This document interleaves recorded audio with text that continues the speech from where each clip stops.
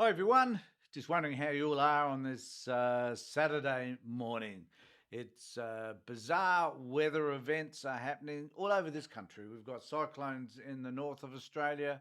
We've got hot weather yesterday here in Adelaide, freezing today.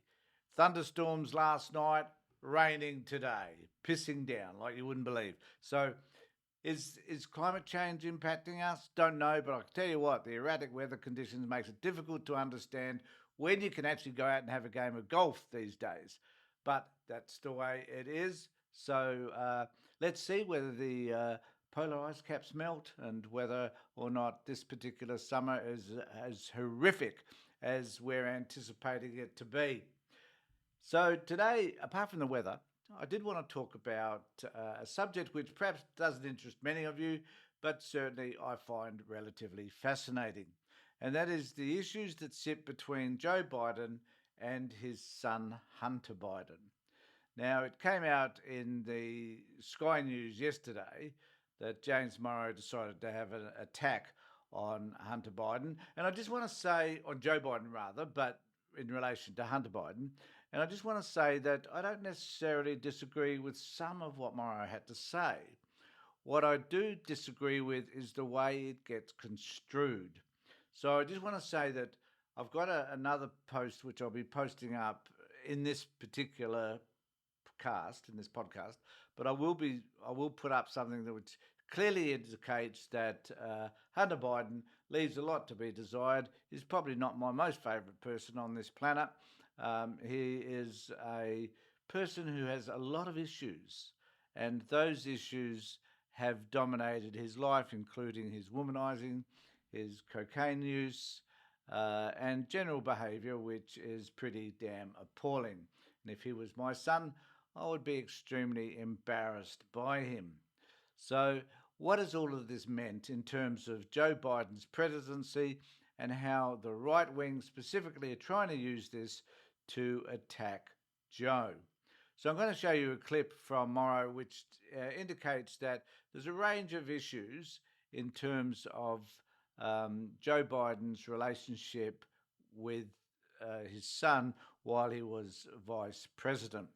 Now, I'll play some of these clips and I'll talk about it as I go through it because there's some things that we need to be aware of that are being discussed and are highlighted as some sort of infraction, being highlighted particularly as some things that perhaps Joe should have been more aware of but chose not to do anything about, and whether or not this leads to any misdeeds remains to be seen. I personally doubt it, but nevertheless, this is the picture being painted by Sky News. So we'll just have a look at the first one and see what he has to say, and we'll stop it along the way. Not take our eye off the ball. Long before the war broke out between Israel and Gaza, long before the GOP started holding its debates, long before even the whole slew of trials designed to ensnare Donald Trump and stop him from returning to the White House, there was this one increasingly incontrovertible fact. Namely, that Joe Biden and his wastrel son Hunter's business dealings were far more connected than either one of them cares to admit. And in the coming year, the Biden family business schemes are going to present a massive problem for the Democrats that is going to weigh heavily on the minds of those who decide whether or not Joe Biden actually is allowed to run again. I need to say that I don't subscribe to this belief that necessarily Hunter Biden's activities are necessarily going to impact Joe Biden. There is a lot happening in the United States at the moment, not just with regard to Trump, but particularly in relation to how their economy is doing. Unemployment rate has decreased, and a lot of good stuff, I guess, is happening in terms of their actual economy and the things that are happening for their people. But nevertheless, there is this negative push towards, particularly by Sky News, in relation to Joe Biden. Now, one of the things that does concern me, I think, is the fact that there is this range of negativity which in some sense is justifiable. And I'm not disputing that. I'm not disputing necessarily that Sky News are raising this particular issue. I guess what I do become concerned about is the fact that there are so many things happening in relation to Trump, his 91 indictments, the gag orders, the way he behaves, the way he talks, the fact that he's sort of talking about becoming a dictator. All of that stuff seems to be bypassed by Sky News. And that's my issue. My issue is that it just isn't balanced. It isn't that we can't agree with what Sky News are saying. I tend to agree with some of what Morrow is saying, and I'll talk about this in just a moment. But we don't necessarily have to completely disagree all the time. So those people that send comments down below, please remember that I try to be as balanced as I can, even though I tend to take a left-wing view and tend to be a little bit more circumspect, I guess, about what is real and what isn't. And I do try to look for some sort of balance in all of this. So let's see what else he has to say. Files designed to ensnare Donald Trump are more connected than either one of them cares to admit. And in the coming year, the Biden family business schemes are going to present a massive problem for the Democrats that is going to weigh heavily on the minds of those who decide whether or not Joe Biden actually is allowed to run again.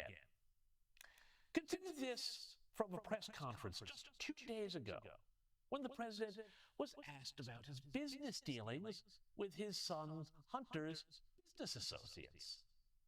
Can you explain to the Americans, amid this impeachment inquiry, why you interacted with so many of your son and brothers foreign business associates? I'm not going to comment on that. I did not, and it's just a bunch of lies. With many of their business associates? I did not. There's lies. Lies, just a bunch of lies. Not even a... Can I just say that it's hard to know specifically by that question as to what the lies are that he's referring to.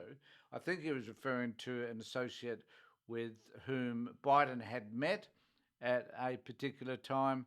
That Biden couldn't remember this person is probably realistic given the number of people that he had to meet as a vice president, and it was some years ago. So who knows exactly what that was about. But anyway, they're making an issue of the fact that they think it was a lie. Were you convinced, Malarkey? Were you convinced? I wasn't, because if you look at just some of the documented meetings between Joe Biden and Hunter Biden's business associates, it doesn't look like these were lies at all.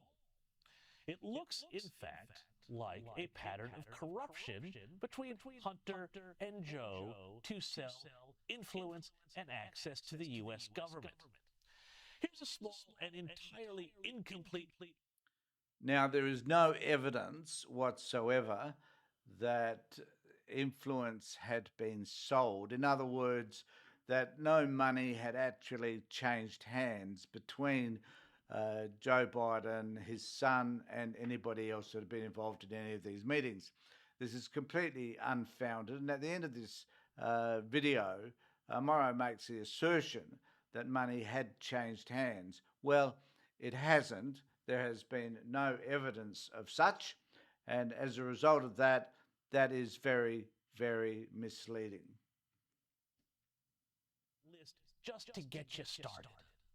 In November 2010, Joe Biden had a sit-down meeting with Eric Schwerin, the president of Hunter's private equity firm, in the West Wing, and used a secret email to exchange hundreds of emails between them when he was vice president. In December 2013, Hunter flew with Joe Biden aboard Air Force Two to China, where he introduced him to Jonathan Lee, a Chinese businessman. Next year, April 2014, Joe Biden met with Devon Archer, another co-founder of Hunter's private equity firm, in the White House a week before Archer joined the board of Burisma. Remember our Ukrainian oil and gas friends? August 2014, pictures showed Joe Biden golfing with his son Hunter and Devon Archer while they were both, that's Hunter and Devin, serving on the Burisma board. I wonder what they discussed at the 19th hole. April 2015, Joe Biden attended a dinner in Washington, D.C. with Hunter's business partners from Russia, Ukraine, and Kazakhstan. Would have been an interesting chat. Now, he goes on and he lists a whole host of these things. Now, we need to appreciate, I think number one is that perhaps Joe Biden should not have met with, and I agree with this, that he should not have met with any associates of his sons because, number one, it looks bad. And the people like Sky News and the right-wing media will take that to mean whatever it is they choose to construct out of it. So I understand that he should not have done those things. On the other hand, he may have met with these people just in the course of general business as being vice president. Those meetings may not have anything to do necessarily with his son, that they might have been meetings that were scheduled because Burisma was one of those organisations and the Obama administration was working with them in relation to what was happening in Ukraine at that particular time. So those meetings may have nothing to do also with Hunter Biden, even though they were associates of Hunter Biden. So understand all of that, but was there any corruption? There has never, ever been any reference to Biden receiving money. Now, Morrow mentioned at the beginning of this that there was a 10% handout to Joe Biden. Well, that's just not true. There's no evidence anyway to suggest that whatsoever. And so we must look at it, I guess, in a more circumspect fashion and say, well, if there's no evidence, then, what in the hell are you talking about? He should not have had those meetings. I agree. He should have been more aware of the way that would impact him later on. But there again, we need to consider the fact that that particular time, 2014, I don't think Joe was necessarily looking at standing for the presidency in in 2020. So we can look back in hindsight and say we should have done a lot of things that we did. We should have been more aware, and we shouldn't have done some of those things that we did back in time. So take us forward. What does all of this mean? Well, I found this particular clip as well, which I think, it's very, very short, which I'll show you, which comes from Fox News, and see what they have to say about this particular issue. The House Oversight Committee has been at this for years, and they have so far not been able to provide any concrete evidence that Joe Biden personally profited from his son Hunter's overseas business, but they are going to try again with this impeachment inquiry that's set to start next week still. So there we have Fox News saying that nothing necessarily to see here at this particular point because Congress has been looking into this issue for absolutely years and nothing has come of it. But it takes me to another issue, which is a similar issue, which is relating to Hunter Biden and how this particular guy is probably not the best person in the world. With all the issues that he's had, he's made some terrible decisions. He happens to be the president's son. And how does all of this look? Well, it doesn't look too good because he has Hunter Biden, son of President Joe Biden, accused of failing to pay $2.1 million in taxes. So basically, he's in the shit, big time. The Department of Justice has filed new criminal charges against Hunter Biden, the son of US President Joe Biden, accusing him of failing to pay $1.4 million in taxes while spending millions of dollars on a lavish lifestyle. Hunter Biden was hit with 3 felony and 6 misdemeanor tax offences, according to an indictment filed in the US District Court in Central California on Thursday.